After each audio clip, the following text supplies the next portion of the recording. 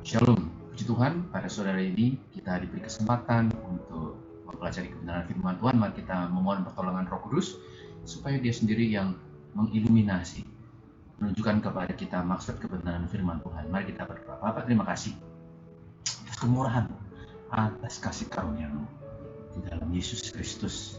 Terima kasih Tuhan, kami mohon pertolongan Roh Kudus supaya kami mengerti dan Engkau berfirman-Lah. Kami mohon di dalam nama Yesus. Haleluya, amin. Puji Tuhan, Bapak Ibu Saudari, kita langsung lanjutkan pendalaman firman Tuhan kita di Matius pasal yang ke-16. Sekali lagi Matius pasal yang ke-16. Silakan dibuka Alkitabnya, sekalian belajar bersama kami semua. Ayat 1, kemudian datanglah orang-orang Farisi dan Saduki hendak mencobai Yesus. Mereka meminta supaya ia memperlihatkan suatu tanda dari surga kepada mereka. Tapi jawab Yesus, pada petang hari karena langit merah, kamu berkata hari akan cerah. Dan pada pagi hari, karena langit merah dan redup, kamu berkata hari buruk.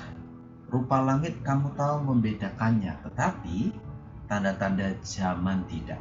Bapak Saudari, sebelum kita lanjutkan ayat 4 yang menjadi konklusi Tuhan Yesus, dikatakan di situ, datanglah orang-orang Farisi dan Saduki hendak mencobai Yesus, ya. Jadi maksud hatinya sudah jahat, mencobai. Pertanyaannya itu nggak penting, tapi memotivasi. Ingat ya, itu yang utama yang Yesus bahas di Matius pasal-pasal sebelumnya. Tapi jawab Yesus, mereka meminta supaya ia memperlihatkan suatu tanda dari surga kepada mereka. Selalu minta tanda, ya.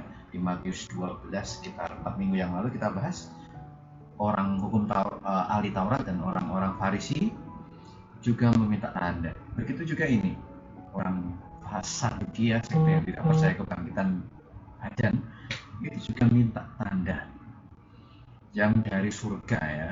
Kenapa dari surga? Ya, untuk membuktikan, mereka berkata membuktikan bahwa mereka itu bahwa Yesus itu benar-benar utusan dari surga. Tapi Bapak Ibu Saudari, pertanyaan ini nggak penting, ya. Yang penting itu adalah hati mereka mencobai jahat, ya. Tapi jawab Yesus, sudah tahu ya, dan pagi hari yang menarik, rupa langit kamu tahu membedakannya, tetapi tanda-tanda zaman tidak. Yesus langsung mengacu kepada tanda zaman atau zaman-zaman akhir. Ini menarik sekali Bapak Ibu Saudari, bahwa mereka meminta tanda sekarang, tetapi Yesus menunjukkan bahwa kamu tuh tidak tahu tanda zaman. Kenapa? Alasannya di ayat 4. Angkatan yang jahat tidak setia ini menuntut suatu tanda, tapi kepada mereka tidak akan diberikan tanda selain tanda Nabi Yunus. Lalu Yesus meninggalkan mereka dan pergi. Masih ingat, ini permintaannya sama di Matius pasal 12 4 minggu yang lalu. Pada akhir zaman, ya, orang-orang Niniwe, lalu ratu dari Sheba, ya, akan bangkit dan ikut menghakimi mereka. Siapa? Ahli Taurat dan orang Farisi. Jadi sudah tahu ini konteksnya akhir zaman. Di akhir zaman, makanya Yesus langsung mengarah kepada yang dalam bahasa teologis eskatologi atau zaman-zaman akhir, ya. Seperti itu. Karena konteks ini dari konteks jauh, yaitu pada akhir zaman. Jadi dari satu perikop ini, dari ayat 1 sampai 4, Yesus mengatakan bahwa mereka angkatan yang jahat, jelas motivasinya jahat, ya, mencobai di ayat 1, dan mereka juga nanti akan dihukum di akhir zaman. Ya harusnya mereka tahu, mereka udah angkatan jahat nggak setia, nasib mereka harusnya tahu. Mereka, kalau saya tafsirkan Bapak Ibu Saudari, mereka tidak tahu bahwa tanda-tanda akhir zaman yaitu apa. Mereka akan dihukum. Saya tahu tanda akhir zaman, oh ya orang tobat-tobat, gitu istilahnya. Itu Bapak Ibu Saudari, ya. Seperti zaman sekarang ini, tanda-tanda akhir zaman, kan? Kita mohon kepada Tuhan, berlutut mengaku dosa kita, agar Dia mengampuni kita. Dan yang percaya kepada Yesus, Dia meteraikan Roh Kudus, supaya kita bisa terus menyenangkan Tuhan sampai pada akhir zaman nanti. Terus kita dipanggil Tuhan, entah kapan. Berikutnya, tentang ragi orang Farisi dan orang Saduki. Berjaga-jagalah, langsung saya ayat 6. Berjaga-jagalah dan waspadalah terhadap ragi orang Farisi dan Saduki. Mereka berpikir-pikir dan seorang berkata kepada yang lain. Itu dikatakannya karena kita tidak membawa roti. Ayat 8. Ketika Yesus mengetahui apa yang mereka perbincangkan, dia berkata, "Mengapa kamu memperbincangkan soal tidak ada roti? Hei orang-orang yang kurang percaya." Kenapa kurang percaya? Alasannya ada di ayat 9 dan 10 ya. 5.000 orang, sisa bakulnya berapa? Ayat 9, ayat 10. 4.000 orang, sisa bakulnya berapa? Perhatikan ayat 11. Bagaimana mungkin kamu tidak mengerti bahwa bukan roti yang kumaksudkan? Aku berkata kepadamu, waspadalah terhadap ragi orang Farisi dan Saduki. Bapak Ibu saudara-saudara yang terkasih, Yesus berkata, ingat ayat 8, kamu kurang percaya. Ya, sudah 5.000, ini mujizat, nggak percaya. Sudah 4.000, ya, kurang percaya juga kamu itu. Bapak Ibu saudara-saudari, ragi, ajaran-ajaran orang Farisi seperti dikatakan di ayat 12 ya, melainkan terhadap ajaran orang Farisi dan Saduki, yaitu ajaran-ajaran yang hanya berbicara tetapi jahat hatinya, angkatan-angkatan yang tertutup hatinya dari kedatangan Yesus sebagai juru selamat, yang tidak percaya, yang jahat, yang minta tanda ini, ya, seperti itu. Yesus mengingatkan kepada murid-muridnya, kamu jangan seperti itu, hati-hatilah sama ajaran-ajaran seperti itu. Sudah kamu bersama aku 5.000 orang, kasih makan 4.000 orang, kasih makan, sisanya berapa? Apa kamu nggak tahu aku ini siapa? Seperti itu Bapak Ibu Saudari ya. Ajaran-ajaran orang Farisi dan orang Saduki itu membuat diri mereka sendiri buta. Menarik karena di perikop berikutnya bicara tentang siapa Yesus itu. Ya. Sudah Yesus tiba di ayat 13 di daerah Kaisaria Filipi, ia bertanya kepada murid-muridnya, kata orang, siapakah anak manusia itu? Jawab mereka, ada yang mengatakan Yohanes Pembaptis, ada juga yang mengatakan Elia, ada pula yang mengatakan Yeremia, atau salah satu dari seorang dari para nabi. Perhatikan ayat 15. Lalu Yesus bertanya kepada mereka, tetapi apa katamu, siapa aku ini? Ayat 16. Simon Petrus, engkau adalah Mesias, anak Allah yang hidup. Kata Yesus kepadanya, berbahagialah engkau Simon bin Yunus, sebab bukan manusia yang menyatakan itu kepadamu, melainkan Bapakku yang di surga. Ayat 17 sekali lagi, berbahagialah engkau Simon bin Yunus, sebab bukan manusia yang menyatakan itu kepadamu, melainkan Bapakku yang di surga. Baik saudari, apa yang Petrus lihat bahwa Yesus adalah Mesias, anak Allah, Tuhan itu sendiri yang jadi manusia, juru selamat Mesias yang dijanjikan, itu karena Bapa di surga menyatakan kepada Petrus, ya, dan Petrus melihat bahwa adalah anak Allah yang hidup. Yang lain, Yohanes Pembaptis, oh ini mungkin nabi, ini rabi, ini guru ya. Orang Saduki Farisi tadi, ya ini mungkin guru ya, makanya kita minta tanda-tanda seperti itu.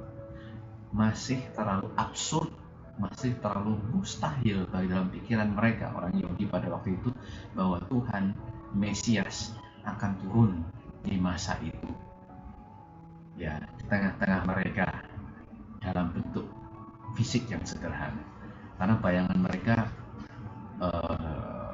bombastis tentang Mesias yang akan menyelamatkan Israel dari penjajahan.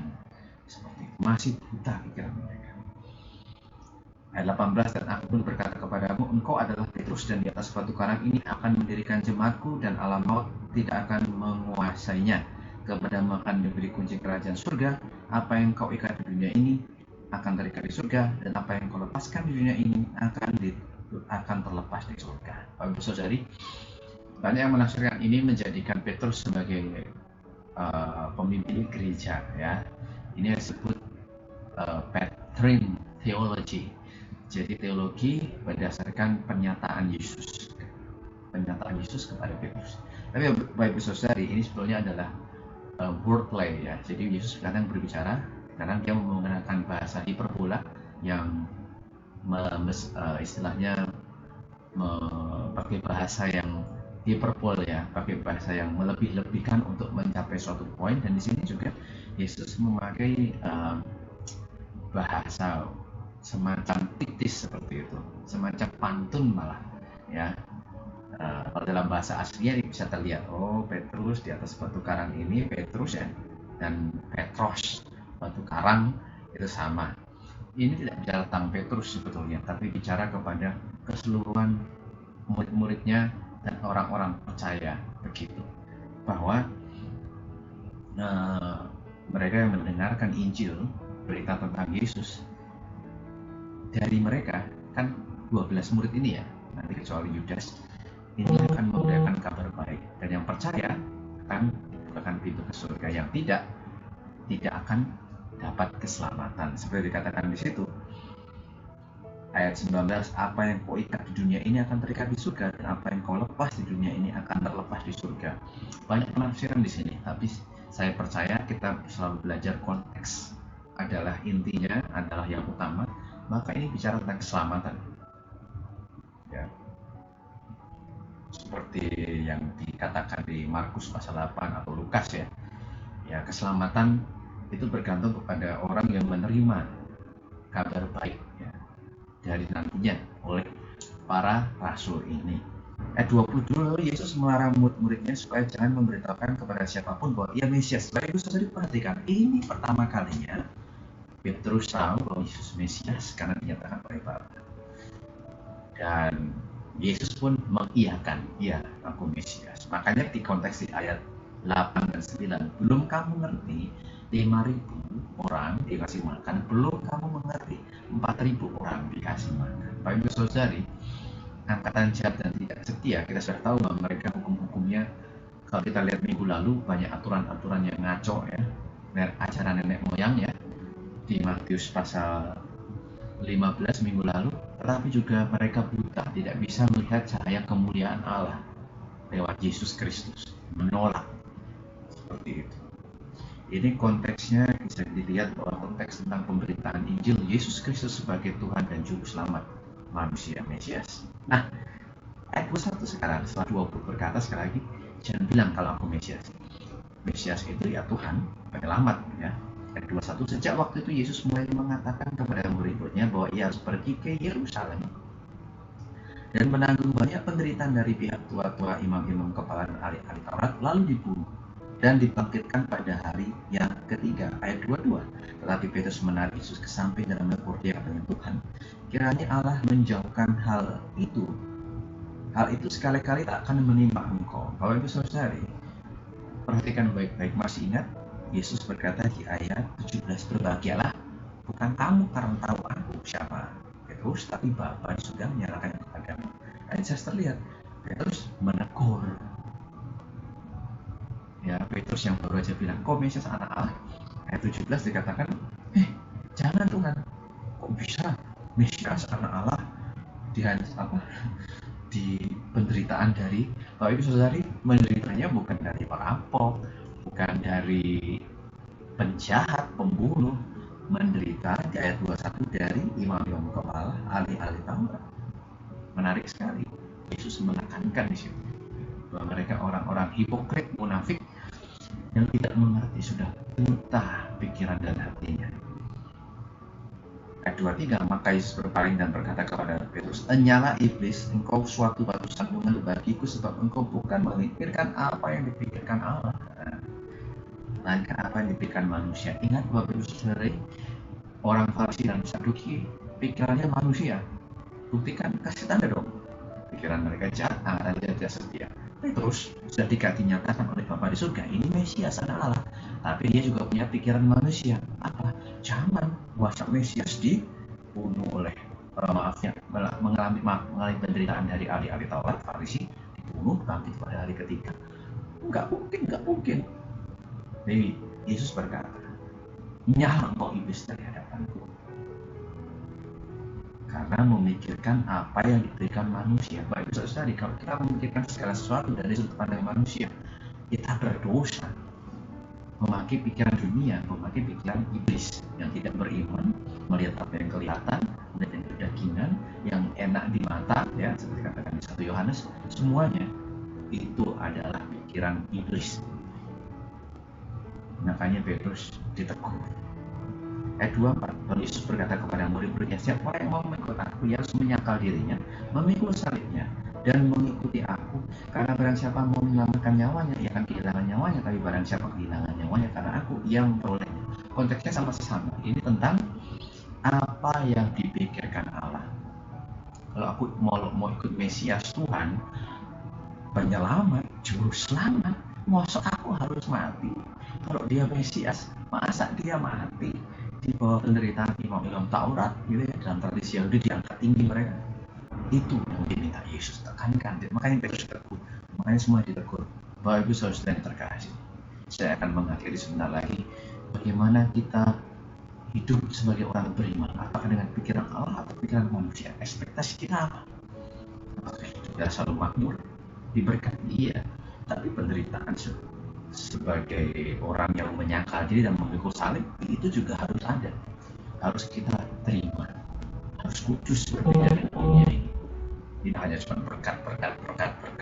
Kalau nggak ada berkat, nggak beriman. Justru waktu nggak ada berkat, ada penderitaan, kita tambah beriman. Haleluya. Dia peduli dan mengasihi kita. Itulah yang mau tegur dari ayat 1 dari Saduki, Farisi, Taurat sampai muridnya sendiri Petrus. Dalam hanya beberapa saat sudah, engkau adalah Mesias. Tapi dia juga udah tahu ya Bapak Saudara ya. Yesus berkata, itu Bapa yang ngomong sama kamu. Jadi jangan sombong, berbahagialah, itu Bapa. Makanya tapi kelihatan aslinya pikiran manusia, jangan. Nggak mungkin. Itu pikiran manusia yang berdosa. Ayat 26, apa gunanya seorang boleh seluruh dunia tapi kehilangan nyawanya, dan apa yang dapat diberikannya sebagai ganti nyawanya. Ayat 27 dan ayat 28, sebab anak manusia akan datang dalam kemuliaan Bapanya diiringi malaikat-malaikatnya. Pada waktu itu ia akan membalas setiap orang menurut perbuatannya. Ini akhir zaman.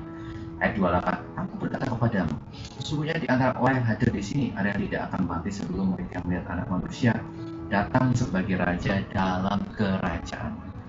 Ini ayat yang susah kalau bisa saya ditafsirkan. Banyak orang berpikir bahwa ini bicara langsung tentang transfigurasi di pasal 17 yang akan kita bahas minggu depan. Memang bisa mengacu ke situ, tapi ayat sebelumnya juga bicara tentang akhir zaman. Ada dua penafsiran yang cukup populer bahwa tidak akan mati ini berbicara kepada kita yang percaya, yang mungkin mati secara fisik tapi nanti akan dibangkitkan dan melihat Yesus akan menyaksikan kemuliaannya. Tapi ada kata di sini ya, konteksnya murid-muridnya ada yang tidak akan mati. Jadi kita tahu dari ke-12 murid itu nanti disiksa, dibunuh semua kecuali Yohanes. Dan di situ kita lihat bahwa pasal 17 ayat 1 minggu depan ada 3 orang, Petrus, Yakobus, dan Yohanes. Mereka melihat kemuliaan Allah. Intinya penafsiran apapun, bahwa kemuliaan Allah akan dilihat oleh mereka yang ada di sini, di sana saat itu, dan juga oleh kita. Tulis memberkati. Ingat, apa yang dipikirkan Allah bukan apa yang dipikirkan manusia. Haleluya.